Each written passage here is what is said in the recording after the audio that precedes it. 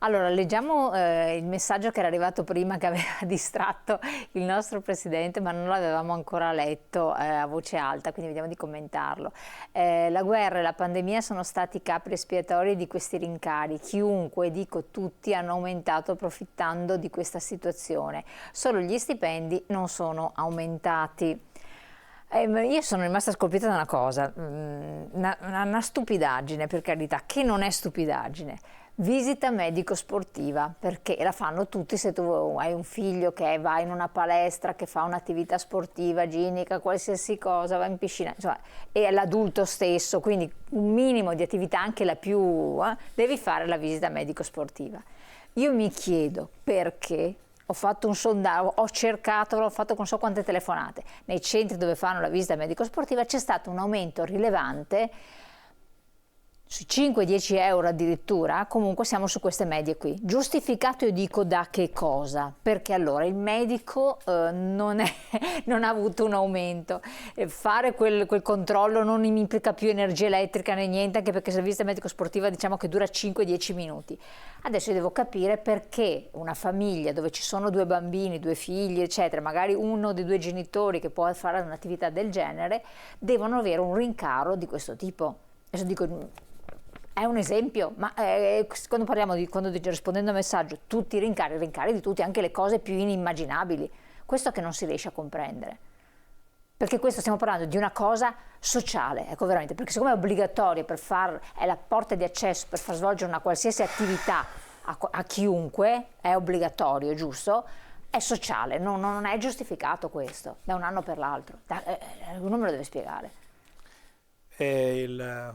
La risposta del Presidente. La risposta del Presidente. Ecco, infatti io le ho fatto una domanda, Presidente. Perché hai fatto una domanda che già fa capire quello che è il comune sentire, che è quello del telespettatore che ci ha chiamato, che ha scritto.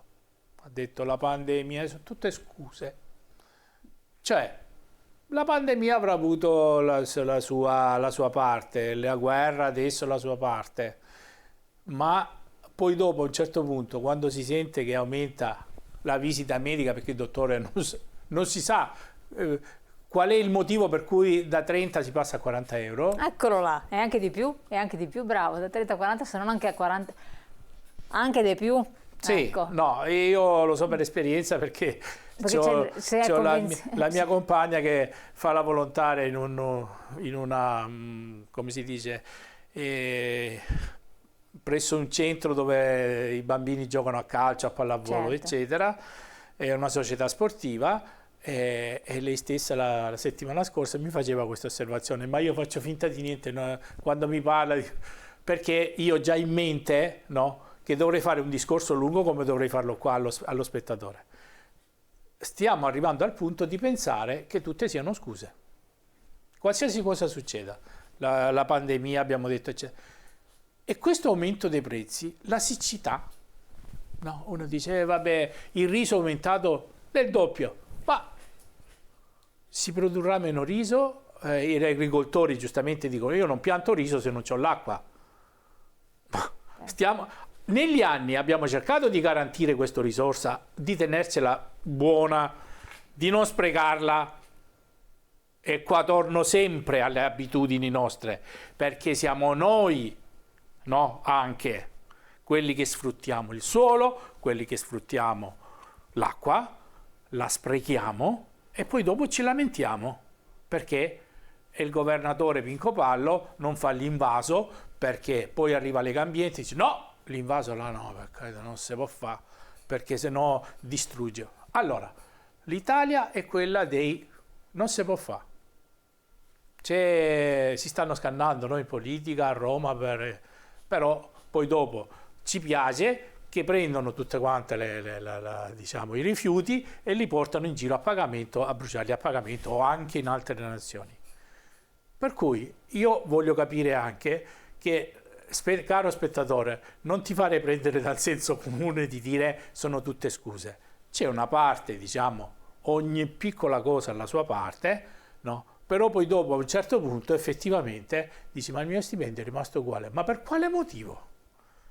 Perché effettivamente non riusciamo forse neanche a utilizzare bene le risorse, ma anche quelle del PNRR, per esempio, no? Adesso di cui si sta tanto discutendo, per quelli che sono i nostri bisogni primari. Bisogni primari. E i bisogni primari non si, come dire, non si concertano in 6 mesi, in un anno. Ci deve essere una progettazione. La risorsa idrica, benissimo, incominciamo dalle infrastrutture. Incominciamo a pensare che noi abbiamo fatto, negli anni quando ero più giovane io, tu ancora eri piccolino, abbiamo parlato di acqua come bene comune, abbiamo fatto anche un referendum. E invece ci sono 1256, mi sembra, gestori di acqua.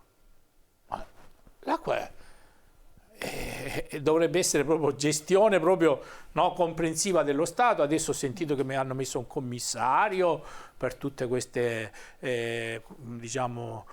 questi strumenti che dovranno essere messi in campo, però ripeto, anche noi dobbiamo fare la nostra parte come consumatori, quindi cercare innanzitutto di non sentirsi sempre i soliti sfigati, no, lo stipendio non aumenta, questo non aumenta, perché se non ci sono prima le risorse per poter creare, no? Io sono qua in mezzo, non si vede, prima c'eravamo durante la pubblicità, mi sono girato a destra, avevo un pannello con scritto lavoro, a sinistra un pannello con scritto giustizia. Voglio dire, bene, queste sono cose che lo Stato dovrà fare, poi dopo ce n'è un altro sulla famiglia, ce n'è un altro sull'economia. Voglio dire, dobbiamo cominciare a ragionare un po' più in grande, non guardare solo fino alla punta del naso. Ecco, capire che in questo momento, no, dobbiamo essere più realisti del re, dice la frase quindi, già fatta, nel senso, se io vado al supermercato e vedo che i prezzi non si stanno abbassando, ma anzi usano le strategie, e questo io li combatterò fino alla morte, no, usano le strategie per poterti telecomandare negli acquisti, telecomandare. Io l'altro giorno non ho comprato un prodotto che compro sempre. Anch'io. Non l'ho comprato, tu ridi, non l'ho comprato non rido, perché è un bene primario per me, perché io bevo solo limonata. Quella marca, va bene, che compro da anni Aumentato. e che costava 0,90, e dico anche, non dico la marca, Non perché dire la 0,90, Sì. no? Cosa hanno fatto di bello? Sarà un mese che nei 3 grandi ipermercati che ci sono a Padova e provincia è sparita quella limonata di quella marca da 1 litro, no? Ed è comparso da 1 litro a 1,45. Ed è comparsa quella da mezzo litro che costa sempre €1. Allora io l'altro giorno alla spesa con mio compagno ho detto bevo acqua finché non rimettono quella bottiglia da 1 litro. Ecco, queste sono le cose che mi fanno arrabbiare proprio mi fanno impazzire. Ma anche bisogna stare molto attenti, io poi lo riscontravo, parliamo di sempre grandi catene, note, stranote della grande distribuzione. Io guardavo in piccolino, prezzo fuori tipo 99 centesimi, poi vedi che c'è scritto in piccolino, prezzo €1, 99 centesimi, grammi 150. Il sacchetto esposto era grammi 90. Sono andata a segnalarlo alla cassiera, che mi ha mandato alla direzione, che ho fatto tutto il giro, ci ho perso 20 minuti. Me l'hanno venduto, se lo vuole, questo è il prezzo 0,99. Io ho detto, guardi che questa è una truffa, perché c'è scritto 150 grammi, 0,99. Voi dovete toglierlo questa offerta al pubblico, perché è vincolante peraltro. Non ho fatto niente. Neanche una mossa. Là è rimasto. E allora questo, ma guardando, poi se tu guardi, non è l'unico, vedi, grammi, 150, il prezzo. Sotto, quella è un'offerta al pubblico, è vincolante. Quindi secondo me bisognerebbe che le associazioni, perché io un cittadino posso farlo, ma per carità, perché a un certo punto mi viene il puntiglio, mi stufo, come dice lei, la limonata anziché il succo di arancio o di ananas da 99 passato a 1,45, 1,49, ti dà un po' fastidio, dici non lo bevo più, basta. Sai Ma ti rendi conto? Ma dovrebbe essere qualcun altro che presieda questi controlli. Ma ti rendi conto che il packaging, quanto packaging, no? Vabbè, però il viene implementato, sì. Plastica, perché la bottiglia è di plastica, attenzione. Per cui io sto pensando, ma una famiglia, mezzo litro di questa cosa qua, e a bere se sono in 4. Mezzo È bicchiere. uscito subito lo spettatore col ristorante, 150 euro e se mangi la pizza. No, perché lo leggiamo non l'ho neanche visto. Mangiare fuori è diventato un mezzo lusso, soprattutto sai, 2 figli adolescenti, minimo sono 150 euro in 4 se non mangi pizza, vergognoso. Perché gli adolescenti mangiano di più. Risposta? Bene, lo spettatore, come quello di prima, ha fatto un ragionamento che fila di suo. Io potrei dire, faccio il ristoratore e dico, caro amico, guarda, la bolletta mia era 300 euro della luce, è diventata 1.500. La bolletta... cioè, la persona che va al ristorante dice, ma ascoltami vecchio, ma io sto venendo da te, cioè, me le vuoi caricare tutte su di me le 2 spese? No? Ma la risposta è che dicono no, non ti carico le tue spese su te perché buona parte me ne sobbarco, perché l'aumento è ancora superiore. Buona parte me le eccetera. sobbarco, eccetera, eccetera. La scelta è dire non vai fuori a mangiare. Alla fine la scelta dovrebbe essere non vai fuori a mangiare, ma se hai 2 ragazzi adolescenti puoi andarti a mangiare una pizza e devi spendere un tot perché spendi, no? E gli stipendi, come ha detto quello di prima, non aumentano. Questo ci fa capire che ci siamo avvolti in una spirale. Io vado al supermercato e il supermercato fa il prezzo. Io devo comprare quello che vogliono loro. Al ristorante ti fanno il menù alla carta, tu dici voglio questo, questo e questo, ma sempre siamo, come dire, ostaggio di tutta una filiera. Bravissimo, che può essere corta o lunga, e io non discuto se è una filiera corta. Il cittadino che cosa cittadino può fare, cosa può fare, dovrebbe fare? Dove dobbiamo intervenire? Dobbiamo intervenire innanzitutto occhi aperti e cominciare a guardare, no, quali sono tutte quelle strategie che in ogni caso mi potrebbero anche, tra virgolette, fregare, perché se io non sto attento anche quando riempio il carrello della spesa, oltretutto quando si parla di ristorazione, e penso che il nostro telespettatore si sia visto ogni tanto in televisione un caffè 5 euro in qualche località turistica che hanno speso somme ingenti, no? Cercare anche di dire calma, io non me lo posso permettere in questo momento questa cosa qua, ma la segnalo, perché in ogni caso già il fatto che la gente sia cosciente e consapevole, molta più gente possibile, perché abbiamo cominciato la trasmissione trionfale, turismo, milioni di persone che hanno girato tutta Italia, che i ristoranti pieni, non si sapeva dove mettersi seduti, bisognava prenotare prima, ma siamo 62 milioni o siamo 9? Io questa domanda mi faccio sempre da quando sono piccolo, no? Nella statistica, quando fanno i panieri, quando fanno le interviste, le fanno a 10 persone, i exit poll, eccetera. Poi ci azzecchi, non ci azzecchi, vabbè. Ma qua non stiamo parlando di exit poll, non stiamo parlando di panieri, stiamo parlando di gente, va bene, che ogni giorno deve mettere su un piatto, mezzogiorno e sera possibilmente. Bene, allora stiamo parlando da mesi che bisogna ritoccare l'IVA sui beni di prima necessità, tu mi dicevi, no, il pane, la pasta, eccetera, e poi ci confrontiamo con gli aumenti ingiustificati, secondo il mio punto di vista, no, delle materie prime che consumiamo noi nella dieta mediterranea, che sono proprio quelle più basiche, cioè no, quelle più basiche. La pasta, il pomodoro, guarda cos'è arrivato l'olio, a quanto è arrivato l'olio?